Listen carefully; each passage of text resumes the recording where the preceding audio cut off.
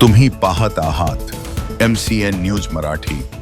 बुलढाणा जिल्ह्यातील नांदुरावरून गोंदियाकडे जाणाऱ्या रेशनच्या तांदूळाने भरलेल्या ट्रकला खामगाव उपविभागीय पोलीस अधिकारी प्रदीप पाटील यांच्या पथकाने सापळा रचून ताब्यात घेतले। तब्बल 245 क्विंटल तांदळासह एकूण 15 लाख रुपये किमतीचा मुद्देमाल जप्त करण्यात आला।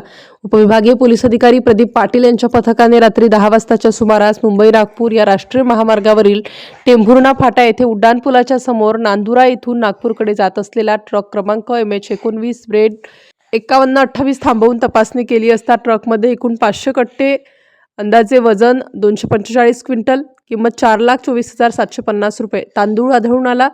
पोलिसांनी ट्रक चालक गोविंदा गोपाळराव मार्केट वय 49 वर्ष राहणार नांदुरा व क्लीनर योगेश जानसराव डाबेराव वय 25 वर्ष राहणार पारस जिल्हा अकोला यांना चौकशीसाठी ताब्यात घेतले।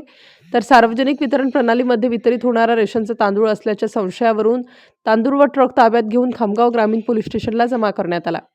याबाबत पुढील कारवाईसाठी पोलिसांनी खामगाव तहसील कार्यालयाकडे माहितीसाठी पत्रव्यवहार केलेला असून उशिरापर्यंत खामगावच्या तहसील कार्यालयातून कोणतेही उत्तर देण्यात आले नसल्याने शंका कुशंका व्यक्त होत आहेत।